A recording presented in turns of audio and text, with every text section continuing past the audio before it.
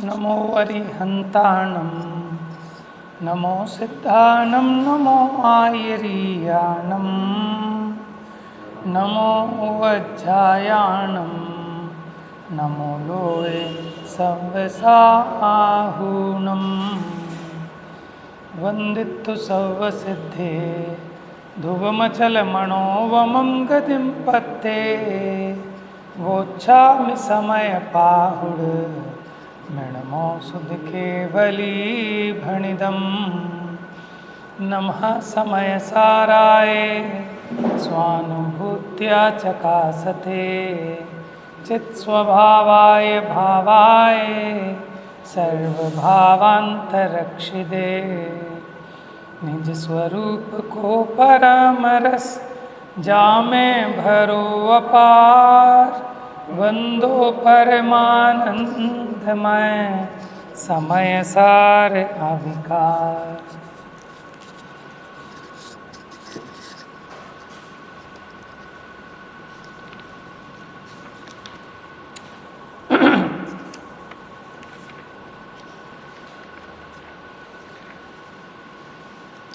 Page number 285 285।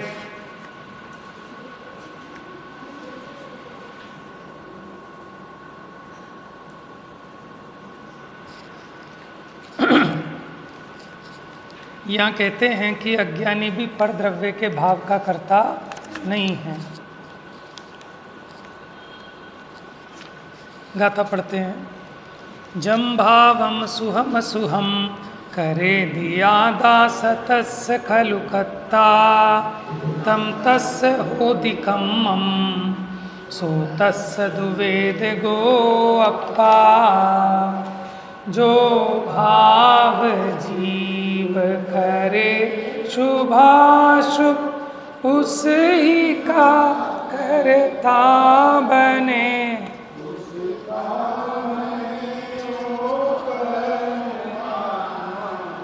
उस ही का वेदक बने। यहाँ कह रहे हैं जीव जो भी शुभ या अशुभ भाव करता है वो उसी का करता है और उसी भाव का भोक्ता भी है, लेकिन परद्रव्य का कर्ता अज्ञानी भी नहीं है। देखिए अब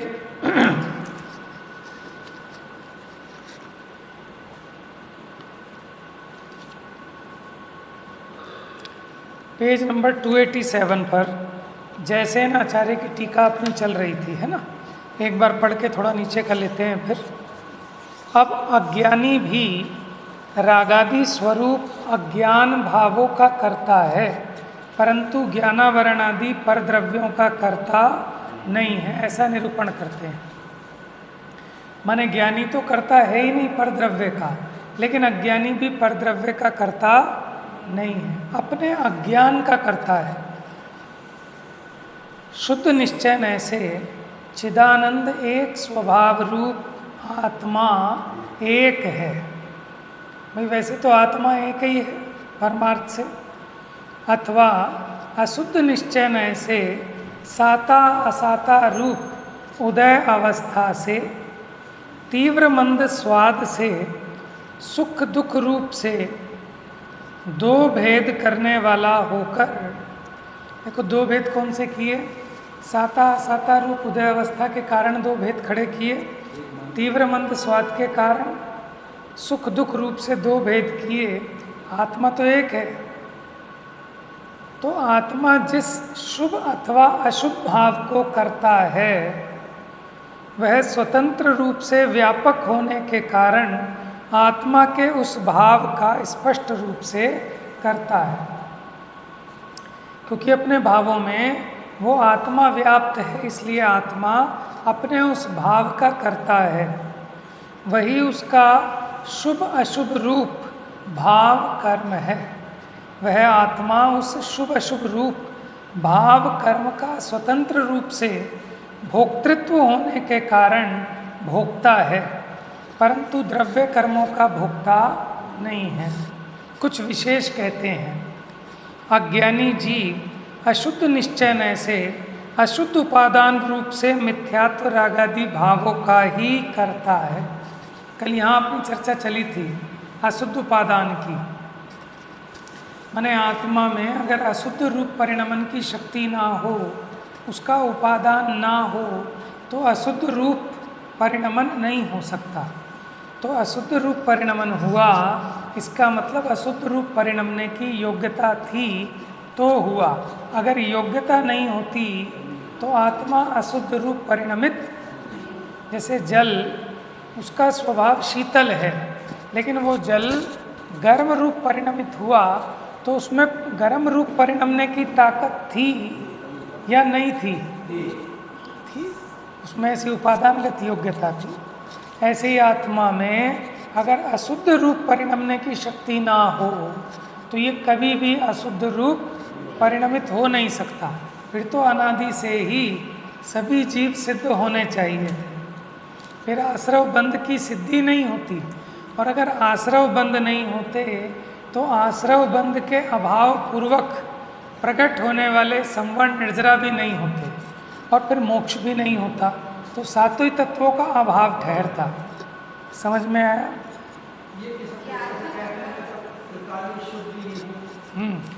देखिए, बहुत बढ़िया प्रश्न। तो फिर ये किस अपेक्षा कहते हैं कि मैं तो त्रिकाल शुद्ध ही हूँ, शुद्ध स्वरूप ही हूँ। देखिए, वहाँ शुद्ध का मतलब क्या है कि पर से भिन्न और अपने गुण पर्यायों से अभिन्न, उसका नाम है शुद्धता।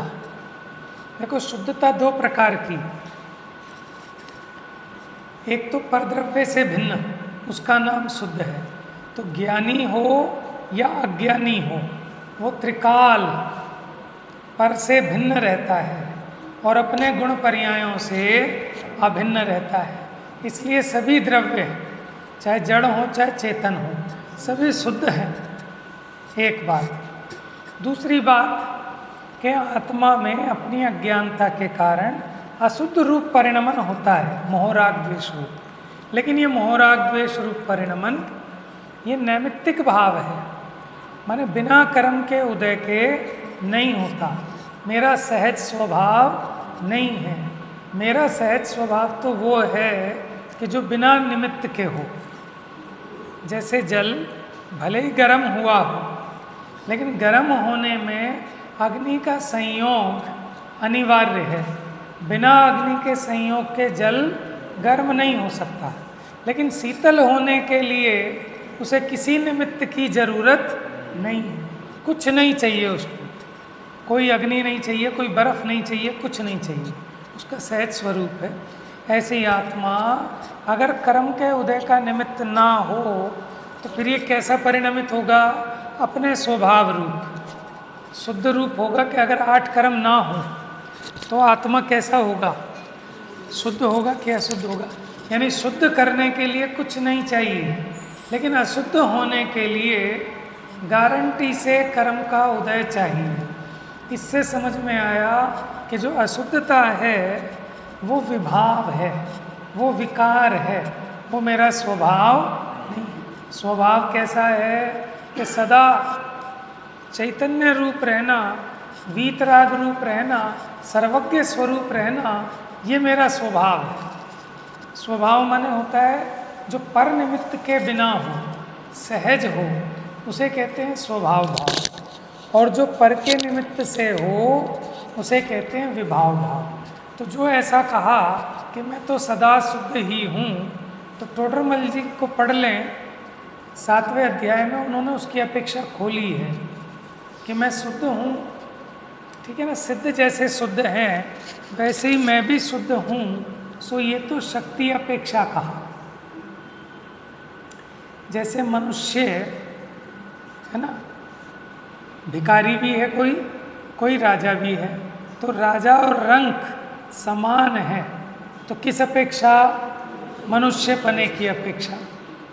लेकिन राजा पने और रंक पने की अपेक्षा तो वो समान नहीं है। उसी प्रकार सिद्ध और संसारी दोनों समान हैं। किस अपेक्षा? जीवत्व पने की अपेक्षा। लेकिन अगर सिद्धपना और कहाँ संसारी पना, इस अपेक्षा देखें तो समानता नहीं है। टोडरमल जी ने भी अर्थ किया, शुद्ध माने कि पर द्रव्य गुण पर्यायों से भिन्न और अपने गुण पर्यायों से अभिन्न, उसका नाम है द्रव्य की शुद्धता। तो वो तो सदा माने सभी द्रव्य शुद्ध रहते हैं, समझ में आया। और पर्याय में राग द्वेष होने पर भी वो राग द्वेष होना मेरा सहज स्वभाव नहीं है, वो विभाव भाव है। इसलिए कहते हैं कि मैं त्रिकाल शुद्ध स्वरूपी हूँ। समझ में। टोडरमल जी ने कहा कि शुद्ध होने योग्य हूँ कि शुद्ध हूँ, है।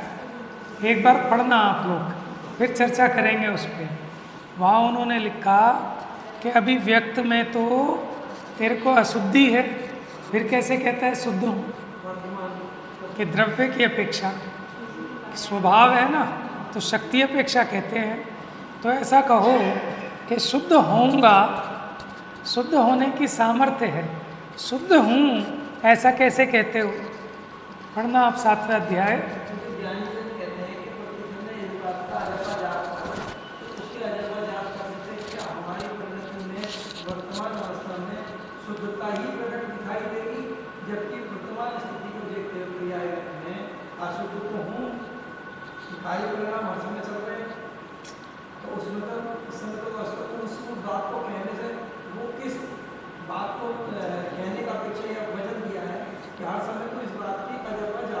हाँ बराबर।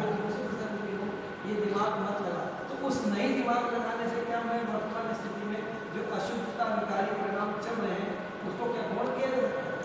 बहुत बढ़िया प्रश्न किया। प्रश्न सुन लीजिए पहले सभी।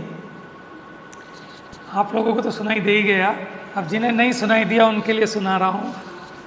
क्या प्रश्न आपका किया कि जो ज्ञानी जन ऐसा कहते हैं कि मैं शुद्ध हूँ ऐसा अजपा जाप कर, तो तेरी जो परिणति है वो भी शुद्ध हो जाएगी। तो बात बराबर है, बिल्कुल सच्ची बात है। लेकिन खाली ऐसा मानने से, कल्पना से ऐसा मानने से शुद्ध नहीं होता। जैसे सपने में कोई अपने को राजा हूँ ऐसा महसूस करे तो कोई राजा हो जाता है क्या?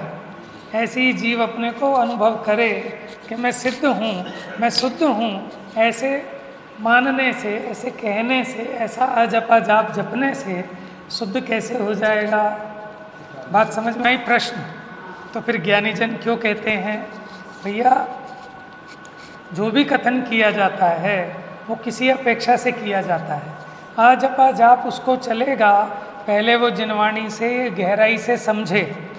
जो एकांत, ये जो अशुद्धता है, इसको अपना स्वरूप मान के बैठ गया कि मैं तो ऐसा ही हूँ। मैंने होली खेली, वो हमारा मुंह, बचपन में जब हम पैदा हुए तभी होली थी, होली के दिन पैदा हुए, हमारे मुंह पे ऐसा रंग लग गया जो छुटा नहीं, या छुड़ाया नहीं, या नहाए नहीं। तो हम बड़े भी हो गए, हम यही सोचने लगे हम तो नीले ही रंग के हैं, हम तो नीले ही रंग के हैं। और जब हम अपने को ये मान बैठे कि मैं नीला ही हूँ, तो मैं कभी भी उस नीले रंग को साफ नहीं करूँगा। लेकिन जब किसी ने समझाया कि नीला रंग तेरा रंग नहीं है, तेरा रंग तो बिल्कुल मेरे जैसा है, समझ में आया, गोरा सांवला जैसा है, वो असली रंग है। तो इस बात का ध्यान कर, इसका अजपा जाप कर। तो इसका अजपा जाप करने से वो कोई मुंह साफ नहीं हो जाएगा। अजपा जाप करने का मतलब ये है कि तू इसका युक्ति से, आगम से, अनुमान से विचार कर, घोलन कर, निर्णय कर। और जब तेरी परिणति में निर्णय हो जाएगा कि ये मेरा स्वरूप नहीं है, तो हुआ कैसे, मिटेगा कैसे, ये सारी की सारी मोक्ष मार्ग की विधि तेरे ज्ञान में बैठेगी। तब ऐसा हो नहीं सकता कि तू साबुन लेके इस मुंह को साफ ना करे। तो इसलिए जो शुद्ध को जानता है वो शुद्धता को प्राप्त हो जाता है। गाथा है समय सार जी की, गाथा नंबर याद नहीं है, 192 190 उसके आसपास की गाथा है। जो जानता मैं शुद्ध हूँ वह शुद्धता को, जो जानता अविशुद्ध वह अविशुद्धता को प्राप्त हो। जैसे हमारा कुर्ता मैला हो गया, ठीक है, और मैंने मान लिया कि ये इसका रंग है, तो कभी भी साफ नहीं हो सकता, क्योंकि मैंने इसका स्वरूप ही अशुद्ध मान लिया, मैंने इसका रंग ही मटमैला मान लिया, तो कभी भी ये साफ नहीं हो सकता। और जब मेरे समझ में आया कि इसका स्वरूप तो ऐसा वाइट है, एकदम सफ़ेद, और तब मुझे समझ में आया जो मटमैला दिख रहा है ये तो मैल है, और इसका स्वरूप कैसा है कि बिल्कुल एकदम सफ़ेद। तब क्या होगा, जीव का पुरुषार्थ जगेगा, इस मैल को धो डालेगा। अच्छा देखो, आपने एक रगड़ा लगाया ब्रश से, ठीक है ना, कुर्ते पे, फिर ऐसे उठा के क्या देखते हो, क्या देख रहे हो ऐसे उठा के, फिर आपने रगड़ा, फिर ऐसे उठा के देखा, क्या देखा आपने, कितना साफ हुआ। लेकिन कुछ सामने रखोगे तभी तो मिला के कहोगे कि अभी मैला है। सामने एक सफ़ेद रखना पड़ेगा ना, बिल्कुल सफ़ेद साफ कुर्ता, कि मैंने अब 2 बार रगड़ा। फिर जैसे वो सुनार कसौटी से मिलाकर देखता है, तभी तो बता पाता है सोना नकली है कि असली है। ऐसे ही आप इसको कितना रगड़ें, कब तक रगड़ना है, ये आप कैसे निर्णय करते हो? क्योंकि आपकी दृष्टि में कि सफ़ेद स्वच्छ कुर्ता कैसा होता है ये बराबर आपके सामने है, आपकी दृष्टि में है, तभी तो आप ऐसे देख के नहीं अभी साफ़ नहीं हुआ और रगड़ो, अभी साफ़ नहीं और रगड़ो, हाँ अब बराबर है। तो आप कैसे किस से तोल कर रहे हो? कोई पैमाना तो होना चाहिए ना कि अभी ये मैला है, कि अब इतना साफ हो गया। तो किसको सामने रखा आपने? वो शुद्ध, उसके स्वरूप आपकी दृष्टि में है, उसका अजपाजाप ये है कि आपकी दृष्टि में बना हुआ है कि कुर्ता तो ऐसा सफ़ेद होना चाहिए चकाचक, तभी तो आप रगड़े जा रहे हो। ऐसे ही आपकी दृष्टि में समझ में आया कि वो सिद्धत्व भगवान, सिद्धत्व के कारण साध्य जो आत्मा उसके प्रति छंद के स्थान पर है, कि जैसे सिद्ध भगवान हैं ऐसा मेरा स्वरूप है। इसको अब ऐसा जब ख्याल में आया, वो कब तक अपनी धुलाई करेगा कि जब तक वो सिद्धो जैसा स्वरूप प्रकट नहीं हो जाएगा। और वो धुलाई करने वाला वो इसी का नाम साधना है। देखो भेद ज्ञान साबू भयो, साबू माने साबुन, भेद ज्ञान का तो साबुन खरीद लेना आज।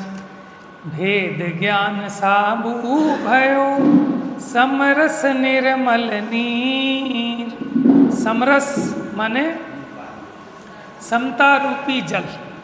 धुलाई करनी है ना आत्मा की, तो क्या क्या ले लो, पहले एक भेद ज्ञान का साबुन, समता रूपी जल, ठीक है। भेद ज्ञान साबू भयो समरस निर्मल नीर, धोबी अंतर आत्मा धोवे निज गुण चीर। अपने गुण रूपी वस्त्रों को धोता है कौन? धोबी। धोबी कौन है? अंतरात्मा। अरे अंतरात्मा को समझ में आया कि शुद्धता कैसी होती है, ये मैला है, इसको धो के साफ करना है। समझ में आया? वही तो धोएगा। और जो ये मान के बैठे कि नहीं साफ है, साफ है, साफ है, तो वो कभी धोएगा क्या? और क्या? एक बार भैया मोक्ष मार्ग प्रकाशक देना सामने से। अच्छा है, पक्का होना चाहिए, क्योंकि संशय नहीं रहना चाहिए। क्या अपेक्षा? अब मान लो कितना ही पढ़ लो, कितना ही समझ लो, अब वो तो बार बार एक बात को रिपीट कर जा रहा है। मान लो आप बैठे हो और आप बार बार इस बात को ज़्यादा जो मैंने समझा नहीं, वो अपेक्षा को बता नहीं, ये जो बात शुद्धता बताई है, जैसे कहीं जगह मतलब मस्जिद बताते हैं भाई गलत मत पकड़ लेना, इसके साथ ये अपेक्षा है बराबर। तो वो कई जगह क्या होता है, बात दो बार कह जाते हैं, दिमाग में घूमती रहती है।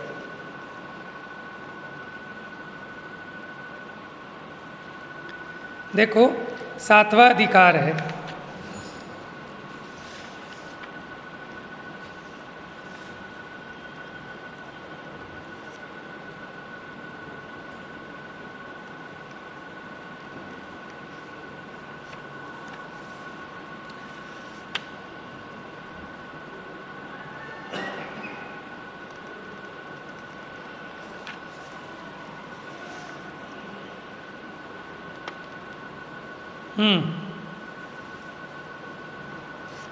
देखो मैं आपको पढ़ के सुनाता हूँ, पंडित जी के शब्द हैं।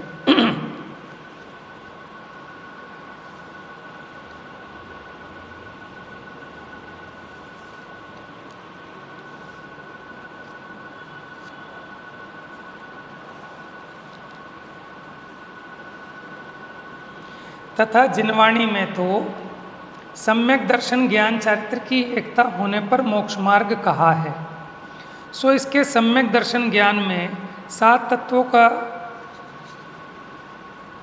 श्रद्धान और जानना होना चाहिए, सो उनका विचार नहीं है। एक अकेला मैं शुद्ध हूँ ऐसा विचार करता है।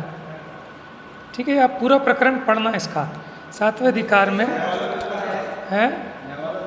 नहीं कोई बात नहीं। कई बार ऐसा लगता है कि जब ये वक्ता जो बोलता है ना, वो अपने अभिप्राय को तो समझ रहा है, वो कैसा अभिप्राय से बोल रहे हैं, तो जो सामने बोल रहा है वो कहीं जगह क्या पकड़ लेते हैं। हाँ, तो उनकी देखो उनकी जिम्मेदारी है श्रोताओं की कि अगर उन्हें बात समझ में नहीं आ रही तो वो पूछें, नहीं पूछा तो उनका अपना नुकसान है, क्योंकि वक्ता के अभिप्राय को नहीं कहते हैं। ऑनलाइन चल रहा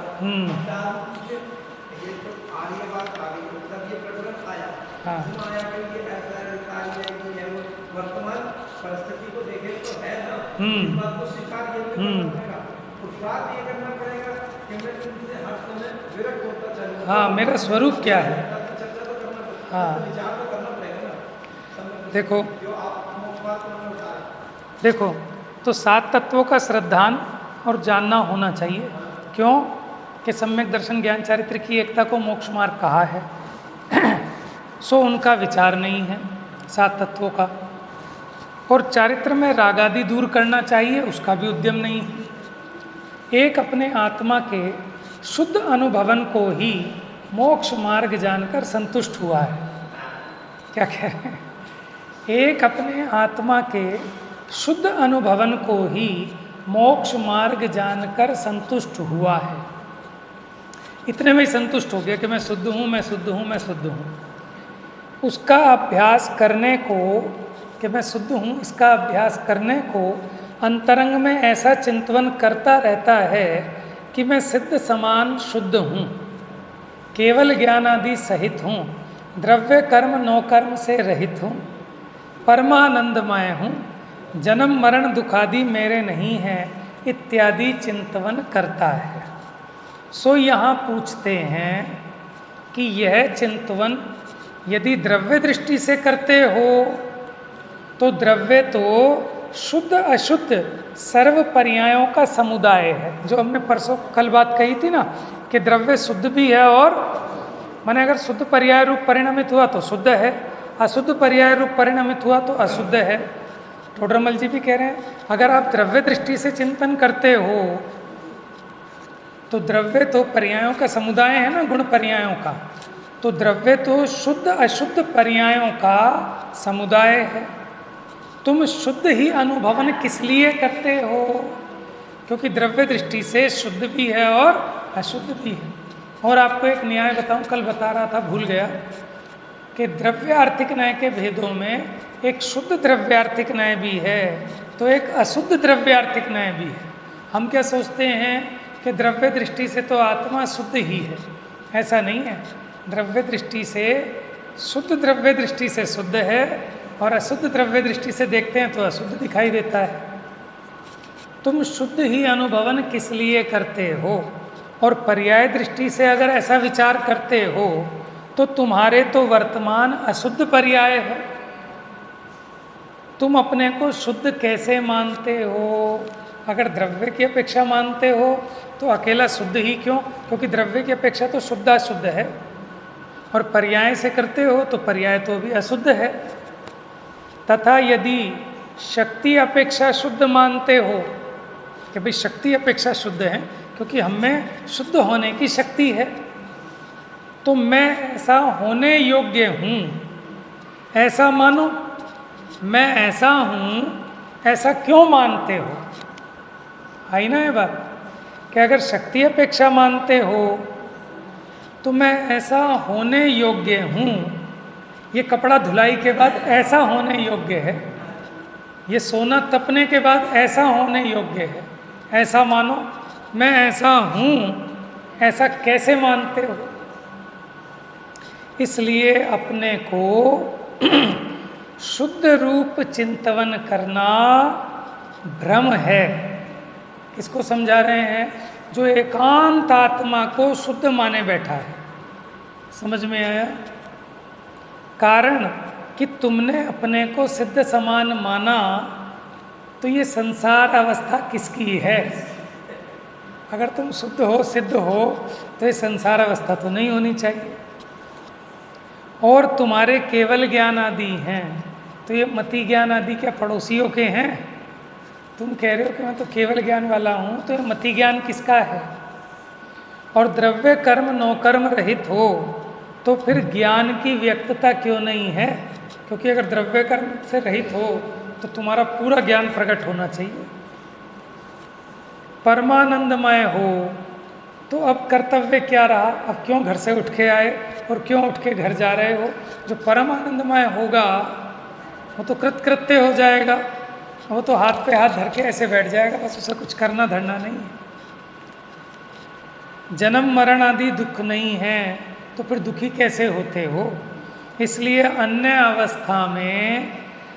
अवस्था मानना भ्रम है। तो फिर प्रश्न उठाया पंडित जी ने खुद ही। यहाँ कोई कहे कि शास्त्र में शुद्ध चिंतन करने का उपदेश कैसे दिया? आगे आपका प्रश्न। अगर ऐसी बात है तो फिर शास्त्र में शुद्ध चिंतन करने का उपदेश कैसे दिया? गाथा ढूंढी किसी ने, वो वाली जो मैं कह रहा था? कौन सी? 190, 92 या 96 होगी, 196 होगी शायद। देखो अभी निकालते हैं इसमें। उसमें लिखा कि जो जानता मैं शुद्ध हूँ वह शुद्धता को प्राप्त हो।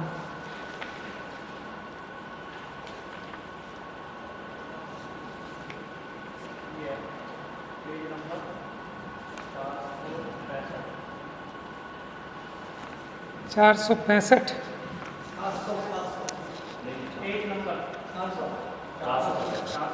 गाथा नंबर कौन सी है? 186। अच्छा 186 है, सही।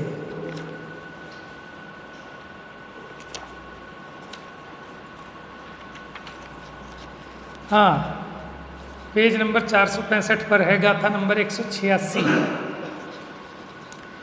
जो शुद्ध जाने आत्म को वो शुद्ध आत्म ही प्राप्त हो, अनशुद्ध जाने आत्म को अनशुद्ध आत्म ही प्राप्त हो।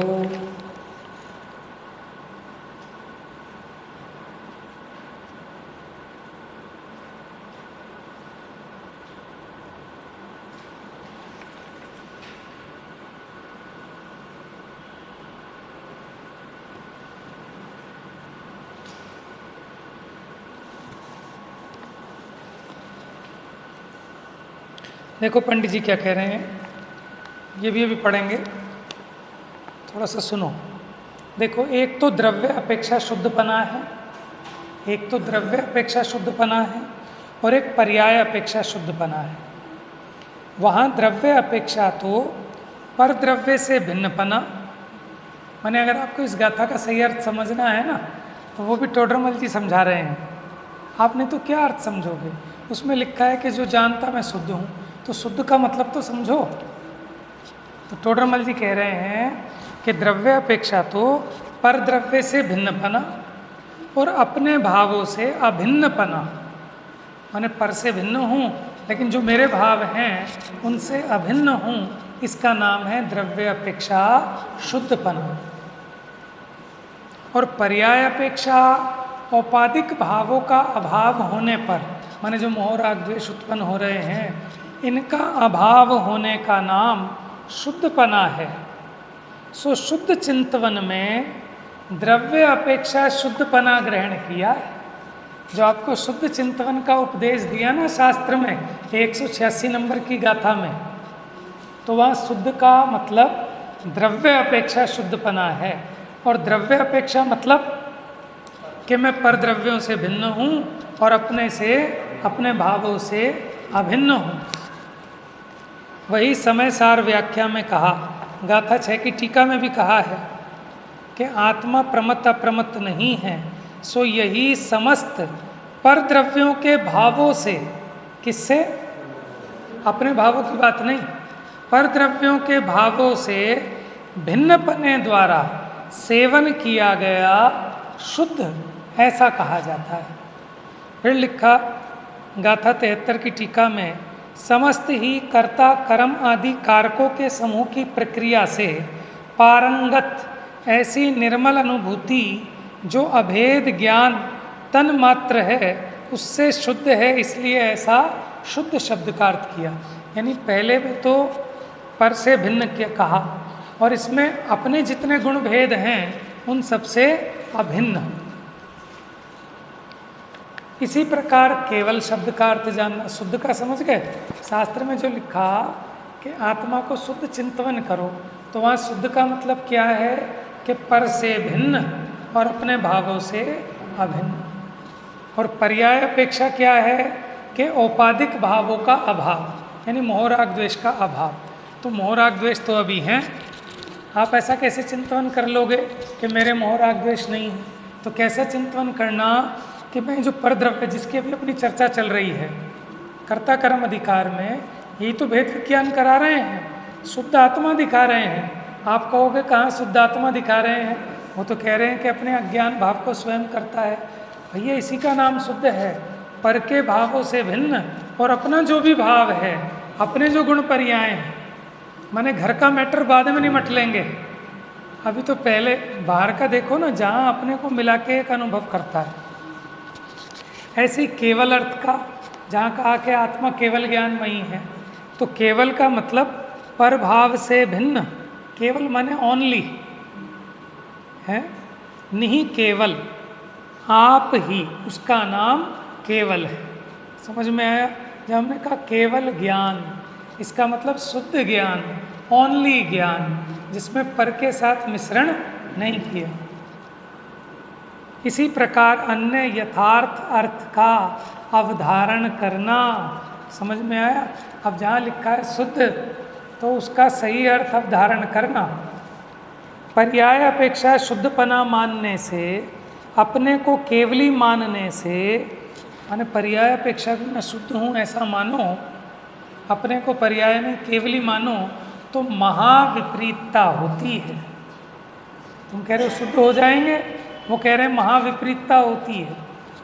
इसलिए अपने को द्रव्य पर्याय रूप अवलोकन करना कि द्रव्य से कैसा, पर्याय से कैसा।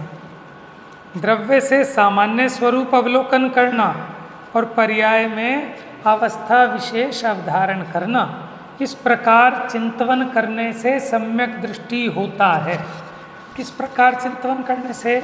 जैसा वस्तु का स्वरूप है, जैसी अवस्था अभी है, हाँ हाँ, जैसी बराबर, जैसी अवस्था है वैसा और जैसा स्वरूप है वैसा, दोनों बातें। क्योंकि सच्चा अवलोकन किए बिना सम्यक दृष्टि नाम कैसे प्राप्त करे। अब इस गाथा का अर्थ देखते हैं, 186 नंबर की गाथा का। अब आपने पढ़ लिया ना, आप समझ में आएगा उस गाथा का अर्थ, ठीक है? नहीं तो उसी गाथा की दुहाई दे दे के हम अपनी बात पुष्ट करते रहें। देखो हमारी जो भूल चल रही है, हम चल रहे हैं, हम ऊँची बात को पढ़ने लग जाते हैं। बराबर, नीचे वाली बात है, उनका भी निर्णय तो हुआ ही, हाँ, उनका आचरण में आया नहीं है, श्रद्धान में आया नहीं है, और बात ऊँची पकड़ के वो हम और भटक जाते हैं, और वो बात बनाने वाली बात हो जाती है। पर्याय में हम शुद्ध है, उस बात को रटने लगाते हैं, जबकि पर्याय में हम कभी तो शुद्ध है, उस बात को एक्सेप्ट करना चाहिए, उसके अनुसार हमारे बराबर, कदम बढ़ाते रहना चाहिए, बिल्कुल, कोशिश करनी चाहिए। हाँ। जब जाके जब स्थिति बने, तब इस बात को हमें। तो आप ये देखो ना, 7 तत्वों का श्रद्धान इसी का तो नाम है। जब तक आप आश्रव बंध का श्रद्धान नहीं करोगे तो उसको मेंटने रूप संवरण निर्जरा को कैसे भला मानोगे? पहले तो जीव का निर्णय करने के बाद जब आश्रम कुमार कति समय चल रहे हैं, अब उनको अभ्यास उनको समेट के अपने आप को, अब पहले स्वीकार करें कि ये गड़बड़ है, मेरा अपराध है। अब इस अपराध को मेटने का उपाय क्या है? कि ये अपराध होने पर भी अपराध मिट सकता है। अपराध होने पर भी मैं सर्वथा ऐसा नहीं हो गया कि इसमें से ये कालिमा दूर ना हो सके। क्यों? ये कालिमा मेरा स्वरूप नहीं है, इसलिए मिट सकती है। बुखार आया, घबराते हैं? कोई नहीं, 4 दिन में ठीक हो जाएगा, दवा लेंगे। बुखार आया, अपने को भेद ज्ञान है कि हाँ बुखार आया है, और हम माने नहीं मैं तो स्वस्थ हूँ, मैं तो स्वस्थ हूँ, मैं तो स्वस्थ हूँ। इससे कोई स्वस्थ हो जाएगा? कि जब वो माने कि हाँ मेरे को बुखार है, फिर उसके हिसाब से औषधि भी करे और परहेज भी करे। आप उसी अपेक्षा से तो कहते हैं। हाँ। जैसे हमारे कई अलग विद्वानों के अंदर मत हो जाते हैं। हाँ। वो ऊंची बात करते हैं, सम्यक दृष्टि वाले, अरे सम्यक दर्शन प्राप्त करना है, इन क्रिया कांड का मतलब इसका मतलब मेरे को ऐसा लगता है कि पहले क्रिया कांड से बोले कि तुम योगदान बताओ, तभी तो सम्यक दर्शन की प्राप्ति करने का तुम्हारी पात्रता जगेगी। जब तुम्हारी पात्रता ही देखो, नहीं है, तुम्हारी कैसे काम उपदेश होता है सामान्य। माने अब 100 लोग बैठे हैं, सबकी अलग अलग योग्यता है, तो कभी हम भी ऐसा उपदेश करेंगे, कभी वैसा करेंगे। लेकिन अपने को स्वयं निर्णय करना कि मेरे को क्या रोग है, मेरी क्या प्रॉब्लम है, और मुझे उसके लिए कौन सी दवाई लेना। नहीं तो उसमें तो कई जगह आदमी मैं समझ नहीं पा रहा हूँ, हम तो हाँ चलो ठीक है, बिल्कुल ये बात नहीं थी, अपना ऐसा अनुभव करते हैं। देखो वैसे तो इसीलिए वक्ता को चारों नियोगों का माने अभ्यासी होना चाहिए। ठीक है, सभी अपेक्षाओं को प्रस्तुत करना चाहिए। मानो मैं तो जानता हूँ, आप तो नहीं जानते, इसलिए मेरा दायित्व है कि मैं जो कथन करूँ उनकी सभी अपेक्षाओं को आपको स्पष्ट करूँ। ये मेरा दायित्व है। जैसे मैं इसमें क्या हूँ, अब मान में आचार्य होते हैं, वहाँ तो आप हमको बता सकते हैं कि उन्होंने तो सारा खबर खाया था। हाँ। उन्हें ऊंचे दर्जे की दवाई को सभी दी जाती है। बराबर। अब मान लो आप कहते हो श्रोता वक्ता बैठा, वक्ता देख रहे हैं तो संसारी प्राणी है, रागी जैसी प्राणी है, मोबाइल प्राणी है। आप ऊंचे दर्जे की बात देखो, निर्णय कहाँ करने बैठे हैं, हाँ। हानि बैठे। देखो ऐसा है, इसमें अंतर होता है। एक क्या अंतर है कि एक तो इसलिए कि जीव का कल्याण हो, समझ में आया? एक इसलिए कि ऐसा है ना, जो भेड़ चाल चल रही होती है जगत में, माने जो डिमांड होती है उसी का प्रोडक्शन किया जाता है। समझ रहे हो? जिस चीज़ की डिमांड है उसी का प्रोडक्शन होगा, क्योंकि वो ज़्यादा बिकेगा। समझ रहे हो? आप अपनी फैक्ट्री में वही तो माल बनाओगे कि जिसकी डिमांड ज़्यादा है, या अभी मैं पूरी बात करने दो। या फिर आप वो माल बनाओगे कि वाकई में माने जिसकी ज़रूरत है। एक तो है ज़रूरत, एक है डिमांड। अभी क्या है कि फैशन चलता है ना अलग अलग चीज़ का। जब जिसका फैशन चल रहा हो तब सभी दुकानों पे वही माल आने लगता है, फैक्ट्री वाले भी वही माल निर्मित करने लगते हैं, क्योंकि उन्हें हित का ख्याल नहीं है, उन्हें तो नोट छापना है। समझ में? इसलिए वो ऐसे चलेंगे। अब आप ये समझ लो कि उपदेशक भी 2 तरह के, माने एक तो ऐसे उपदेशक के सामने वाले का रोग मिटाना चाहते हैं, एक ऐसे उपदेशक जो सिर्फ एक पद्धति बुद्धि से वो कि हाँ हो गया और वाह वाह हो जाए और ताली बज जाए। क्योंकि अभी फैशन में है क्या कि जितनी ऊंची बात करेंगे हम उतने ऊंचे विद्वान कहलाएंगे। ठीक है, अब आपने ज़्यादा कुरेद दिया तो मुझे बात कहनी पड़ रही है। ठीक है, देखो अगर ऐसी हमारी बुद्धि है, क्योंकि अगर मान लो मैं ऐसा कह के बैठूं कि अगर मैं छोटी बात करूंगा तो मैं छोटा विद्वान कहलाऊंगा, और अगर मैं करूं एकदम नंबर 1 लेवल की बात, ऊपर की बात, तब कहलाऊंगा कि टॉप का विद्वान। फिर मुझे बड़े बड़े लोग बुलाएंगे। समझ में आया? फिर अमेरिका और लंदन वाले भी बुलाएंगे। क्यों? कि उनको पक्ष उस बात को सुनने का है। समझ में आया? उनको वही माल चाहिए, उन्हें वो नहीं चाहिए जिससे रोग मिटे, उन्हें वो चाहिए जिनके हम हैबिचुअल हैं। माने अगर किसी को नशे की आदत है और दूसरा व्यक्ति उसको दवाई दे, नशा नहीं दे, तो वो फेल है, भगाओ इसको। और उसे तो वही चाहिए कि जो नशा दे। समझ में आया? तो भैया अपना निर्णय अपने हाथ में है। बात कड़वी है, ठीक है, खाली आप लोग नहीं सुन रहे, और जहाँ जाएगा आगे कहाँ बढ़ेगा हो सकता है, ठीक है, उसका नेगेटिव इफेक्ट भी आए। लेकिन बात कड़वी है और बड़े पवित्र हृदय से मैं कह रहा हूँ, ये मेरी खुद की जिम्मेदारी है। इससे हम बच नहीं सकते कि सामने वाला तो मान लो आपको कोई भी दवाई देगा, आप ले लोगे क्या? तो उससे पहले आप डॉक्टर का निर्णय करोगे ना कि इसकी लेनी कि नहीं लेनी। आप 4 जगह ओपिनियन लेते हो, फिर आपको जचती है तब आप दवाई खाते हो। वो आपने गलत दवाई खा ली और फिर लड़ने जाओ, तुम तो मर जाओगे, डॉक्टर का क्या जाएगा। समझ में आई? जिम्मेदारी जैसे लौकिक में हम अपनी जिम्मेदारी से देखते हैं ना, निर्णय करते हैं, तो ये निर्णय तो मुझे करना है। मैं तो परेशान इस बात से हूँ कि भूख लग रही है, दुख कैसे मिटे, और तुम कर रहे हो कि आज तक मैंने खाया ही नहीं। बात तो सच्ची है, लेकिन मेरी प्रॉब्लम, मेरी समस्या का समाधान तो होना चाहिए ना, कि अभी मुझे इस भेद ज्ञान की ज़रूरत है कि कैसे, कि फिर लग क्यों रही है। अब लग तो रही है, और आप कह रहे हो आत्मा को लगती ही नहीं भूख, आत्मा तो जानता है, लेकिन मुझे तो लग रही है। तो अब मुझे ऐसा भेद विज्ञान करना कि जिससे जो मेरा दुख अभी प्रेजेंट का है ये तो मिटे, तभी तो मैं आगे की बात सुनने के लिए तैयार होऊंगा। अभी तो मैंने इतनी पात्रता भी नहीं है कि 2 रुपये के पीछे प्राण लेने को तैयार है। मैंने 2 रुपये के पीछे प्राण लेने और देने के लिए तैयार है। तो बताओ कैसे हम ये अनुभव करेंगे कि मैं परिग्रह से रहित हूँ। अब कहता तो ये है कि मैं शुद्ध हूँ, शुद्ध तो सिद्ध है कि जो बिल्कुल इस संसार से भी रहित हो गए। तू अभी परिग्रह में इतनी ज़बरदस्त आसक्ति है तेरे को, और तू ये कह रहा है तो किसे ठग रहा है? स्वयं को ठग रहा है। तो देखो, टोडरमल जी ने लिखा, जैसे औषधालय में बहुत सारी औषधियाँ हैं और सभी बढ़िया हैं, लेकिन ये तुझे विचार करना है कि तुझे क्या रोग है और तेरे लिए कौन सी उपयोगी है। उसी प्रकार शास्त्रों में बहुत प्रकार का उपदेश है, लेकिन ये मुझे निर्णय करना है कि मेरे लिए कौन सा उपदेश कार्यकारी है। कहीं निश्चय नय की मुख्यता से कथन किया, कहीं व्यवहार नय की मुख्यता से कथन किया। जो हर वक्त व्रत उपवास में ही लगा रहता है उसको हमने ऐसा उपदेश दिया, साधन बार अनंत कियो तदपि कछु हाथ हजू न पर्यो।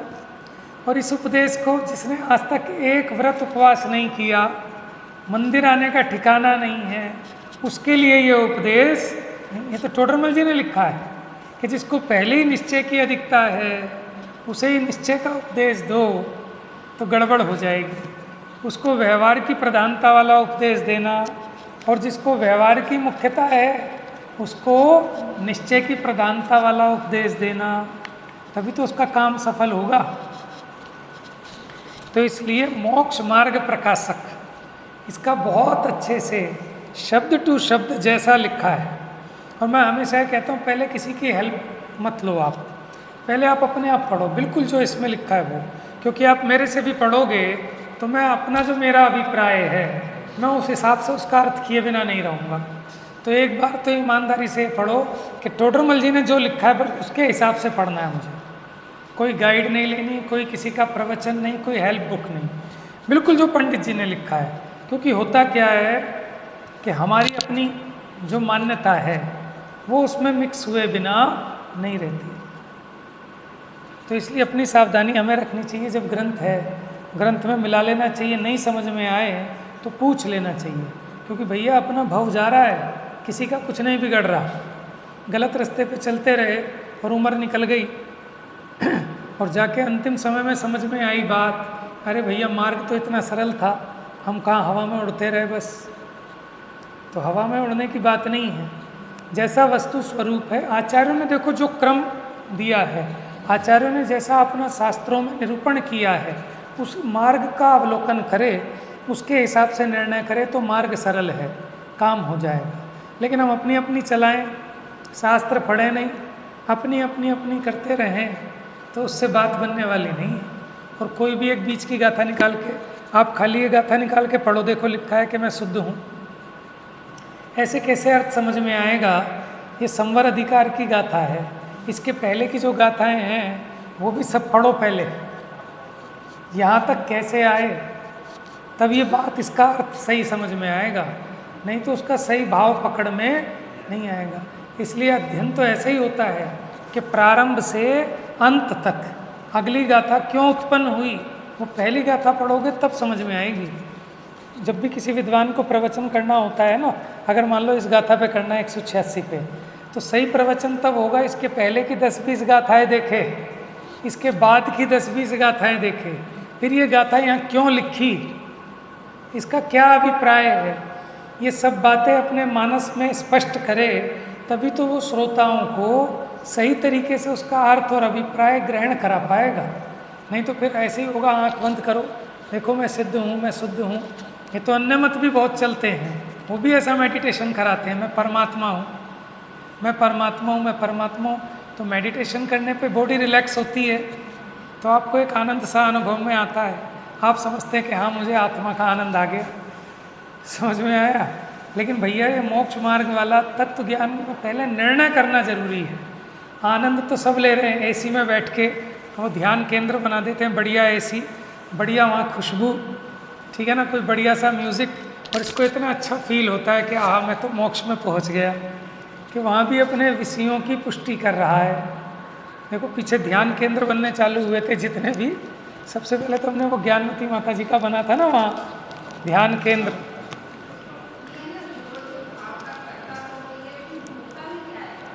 भोक्ता माने क्या होता है कि उसके अनुभवन रूप परिणमित तो नहीं होता हूँ ना। देखो क्या होता है कि उस विषय को तन्मय होकर जब जानते हैं, उससे एक रस रूप होकर, उसी का नाम भोग है। वास्तव में तो जानते हैं, लेकिन जानने में जब उसमें तन्मय हो जाते हैं, उसमें एक रस रूप हो जाते हैं, तो उसी जानने का नाम भोगना कह देते हैं। समझ में आपने खाना खाया, जाना ना उसको, लेकिन भोग क्यों कहते हैं कि उसमें ऐसे तन्मय हो गए, उसमें ऐसे लीन हो गए कि मानो ये भोजन मेरे में घुस गया, आत्मा में ही आ गया, तो उसका नाम भोग हो गया। वास्तव में तो आत्मा जानता है, पर द्रव्य को भोग सकता नहीं है, लेकिन अपनी अज्ञानता के कारण मानता है कि मैं भोगता हूँ। तो आपने जो प्रश्न किया, अब समय हो गया है, क्योंकि ये चर्चा ऐसी है, बड़ी गंभीर है और उपयोगी है कि अपने को इसका निर्णय करना ही चाहिए कि शुद्ध कहा तो कैसे कहा और अशुद्ध कहा तो कैसे कहा। अपना जैसा स्वरूप है उस पूरे स्वरूप का अवलोकन करना, अधूरा नहीं। शुद्धता कैसे, अशुद्धता कैसे, तब जो आपका विचार होगा वो सम्यक होगा, तभी मोक्ष मार्ग का प्रारंभ होगा। लेकिन खुद मेहनत किए बिना बात नहीं बनेगी। हम ये सोचे कि हम 2-4 विद्वानों को सुन लें, मैं सच कह रहा हूँ आपको, सुनना चाहिए, सुनने की मनाही नहीं है, लेकिन सुनने से ज़्यादा लाभ होगा जो आपने सुना उसको आप ग्रंथ में से पढ़ो और फिर जो बात समझ में नहीं आए यूट्यूब पे भी भेज सकते हैं, वो क्वेश्चन भेज देते हैं, तो कमेंट में क्वेश्चन भेजो, नहीं तो फ़ोन करो। हमने परसों भी कहा था विद्वानों की अब कमी नहीं है, समझाने वाले बहुत हैं, कमी सिर्फ हमारी है कि हम समझने तैयार हों। समझ में आया? तो ये जैन दर्शन अनेकांतवादी दर्शन है, जिन वाणी में अनेक अपेक्षाओं से कथन है, लेकिन कहाँ उस शब्द का क्या अर्थ लेना, कहाँ किसकी क्या अपेक्षा है, ये तो प्रकरण के हिसाब से समझ में आएगा कि कब कहाँ क्या बात चल रही है। और मैं कहता हूँ नहीं समझ में आए ना तो आप मोक्ष मार्ग प्रकाशक पढ़ लो, आपको समय सार की सारी गाथाओं का सही भाव भासना हो जाएगी। अभी जो मैंने दिखाया ना आपको शुद्ध चिंतन का उपदेश कैसे दिया, आ गई बात समझ में? तो जो 186 नंबर की गाथा आप पढ़ना, उस एंगल से पढ़ना, अब आपको सही भाषित होगा। नहीं तो बताओ समझ में किसी को नहीं आती, सब कह देते हैं कि जो मैं शुद्ध मानूंगा तो शुद्ध हो जाऊंगा। अरे जब तू शुद्ध मान रहा है तो फिर शुद्ध होने की ज़रूरत क्या है? एक तरफ तो कह रहा है शुद्ध हूँ और फिर कह रहा है कि शुद्ध हो जाऊंगा। अब है तो हो जाऊंगा की क्या बात है, और हो जाऊंगा तो फिर है कैसे? सोचना चाहिए ना थोड़ा सा। तो इसलिए स्वयं मेहनत करनी होगी। मार्ग कठिन नहीं है, ये तो हमने कठिन बना दिया। समझ में आया? एक बच्चे को पढ़ाने की फीस पूछी सेठ जी ने मास्टर जी से, तो बुलाया मास्टर जी ने उसका इंटरव्यू लेने के लिए, अच्छा बेटा क्या क्या जानता है? तो पिताजी ने कहा तो बहुत कुछ जानता है, बहुत पढ़ा है, बहुत पढ़ता है, पहले भी इसकी ट्यूशन लगाई थी। तो अच्छा, और ये दूसरा बच्चा ये कुछ नहीं जानता, आज तक इसने कुछ नहीं पढ़ा। तो जो कुछ नहीं जानता उसके लूँगा 1000 रुपये महीना, और जिसे तुम कह रहे हो बहुत कुछ जानता है इसके लूँगा 5000 रुपये महीना। कि ऐसा क्यों? कि इसने बहुत उल्टा पढ़ा है। 4000 रुपये वो उल्टी पढ़ाई भुलाने के, क्योंकि सीधी पड़े, देखो मार्ग बहुत सरल है। अब इतनी मेहनत, अब आप कहोगे कि पता नहीं क्यों ये इतनी माने खेचा खाची, इतनी गहराई, ये तो बड़ा क्लिष्ट हो गया, इतना मुश्किल हो गया आत्मकल्याण कि मुश्किल नहीं हुआ, ये हमने किया है कि बहुत गड़बड़ खुताई कर रखी है। अभी कल भी अपनी बड़ी गहरी चर्चा चली थी, तो कई लोगों को लगेगा भैया आत्मकल्याण के लिए क्या ये जानना जरूरी है, कि नहीं इतना गहरा जानना जरूरी नहीं है, लेकिन हमने अपनी स्लेट पे गलत पुताई कर रखी है, तो उसको मिटाए बिना नया पाठ लिखा नहीं जा सकता। समझ में आया ना? तो मनुष्य भाव में हमने नाना प्रकार की अनेक अनेक विपरीत मान्यताएं ग्रहण कर ली। समझ में आया? इसलिए थोड़ी सी मेहनत करनी पड़ेगी ताकि वो अपनी जो गड़बड़ हैं वो मिट जाए।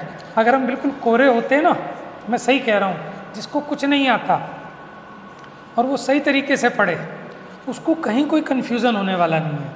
अब मेरी बेटी मेरे से ऐसे ऐसे क्वेश्चन करने लगी थी पीछे, तो मुझे बड़ी घबराहट हुई। मैंने कहा इसने क्या सुन लिया, कहाँ क्या पढ़ लिया ऐसा कि जैसे कि हम तो जब भगवान हैं, ठीक है ना, हम तो हैं ही भगवान, तो फिर हमें क्यों करना, क्या करना। ठीक है, तो हमने कहा कि भैया ग्रंथ से पढ़ो अब एक एक चीज़, इधर उधर का कुछ मत सुनो, क्योंकि जो नया जीव है जो कुछ नहीं जानता, अब उसने सुन लिया कोई प्रवचन जाकर, ठीक है ना, और ऐसा बैठ गया दिमाग में। अब जैसे भगवान तो कुछ करते ही नहीं, तो फिर हम क्यों जाएं। अब बताओ, अब ये सही पढ़ाई पढ़ ली कि गलत पढ़ ली, बताओ। आप कह तो रहे हो कि सही है, भगवान कुछ नहीं करते, तो फिर क्यों आ रहे हो। तो भैया वो एकांत ऐसा नहीं है कि भगवान कुछ नहीं करते, अरे भगवान सब कुछ करते हैं, दीन दयाल हैं, अदब उदारक हैं, वो अपेक्षा भी ख्याल में आनी चाहिए।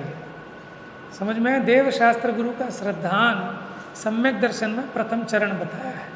लेकिन जो पढ़ाई हमने पढ़ानी थी अभी चौथे नंबर पे, वो अगर पाठ पहले नंबर पे पढ़ लिया, अब उसको जो पहले नंबर का पाठ था अब वो कैसे पढ़ाएंगे, समझ में नहीं आएगा। ठीक है ना? फिर जीव कहता है कि हमारे तो भाव ही नहीं उछलते भगवान को देख के, कि जब तुझे समझ में आ गया कुछ करते ही नहीं, कुछ कर ही नहीं सकते तो आप कहोगे कि फिर क्या इन्हें कर्ता माने कि नहीं भैया, पहले आप समझो। ठीक है ना? जैसे रतनकरण श्रावकाचार है, आप उसको पढ़ो क्रम से, मैंने कल भी कहा था, तब आपको बात समझ में आएगी कि कितने उपयोगी हैं देव गुरु शास्त्र। इनके जाने बिना, इनको समझे बिना ये समझ में भी नहीं आएगा कि कुछ नहीं करते। ठीक है ना? तो इसलिए जो नया जीव हो वो कुछ ना पूछे किसी से, या तो सही गुरु ढूंढ ले, या तो सही गुरु की खोज कर ले, और नहीं मिल रहे तो कम से कम जो जिनवाणी जैसी कह रही है, क्रम से उसका अभ्यास कर ले। पहले एक बार 2-4 मेन ग्रंथ पढ़ ले, उसके बाद कहीं एडमिशन ले। समझ में आया? भैया कली काल है, तत्व का प्रचार प्रसार तो बहुत हो रहा है, लेकिन सम्यक तत्व का प्रचार कितना हो रहा है ये अपने ऊपर डिपेंड करता है। अगर आपने अपना काम कर लिया तभी ये प्रचार प्रसार सार्थक है, और इस प्रचार प्रसार से ही हमने अपनी मिथ्या मान्यता पुष्ट कर ली, एक नए टाइप का मिथ्यात्व पैदा कर लिया, तो फिर तो हमारी दुर्गति का कारण हो जाएगा। जैसे आजकल बड़ा धर्म हो रहा है, इतने मुनि बन रहे हैं, इतनी दीक्षाएं हो रही हैं, समझ में? धर्म बढ़ रहा है, समझ में आया ना? ऐसे ही आजकल खूब शिविर लग रहे हैं, खूब प्रचार हो रहा है, खूब प्रसार, ये तो सब हो रहा है, लेकिन हम उससे क्या लाभ ले रहे हैं? ठीक है ना? असली लाभ तो उसका है, बैंकों में तो बहुत पैसा है, लेकिन मेरे अकाउंट में कितना है, बात उसकी है। तो बहुत प्रचार प्रसार हो रहा है, लेकिन मैंने कितना उसका लाभ लिया, एक्चुअल में तो वो है मेरे लिए असली प्रचार प्रसार। ठीक है ना? बात थोड़ी कठिन है, गंभीर है, लेकिन विचारणीय है। अपना काम करना है तो पक्षपात छोड़ना पड़ेगा। आप ये समझ के बैठ गए कि मैं तो मुमुक्षु हूँ, मुझे तो बात ही यहाँ से स्टार्ट करनी कि मैं शुद्ध हूँ। तो देखो हर किसी का अपना अलग अलग लेवल हो सकता है, हम नहीं कह रहे, अपना तोल खुद करना पड़ेगा। समझ में आया? तो जैसे अपनी परिणति सुधरे, जैसे अपना मन धर्म ध्यान में अधिक लगे, जैसे हमें तत्वों के निर्णय में संयोग मिले, उस प्रकार से हमको विचार करना। ठीक है? मिथ्याता में नाश वे को ज्ञान,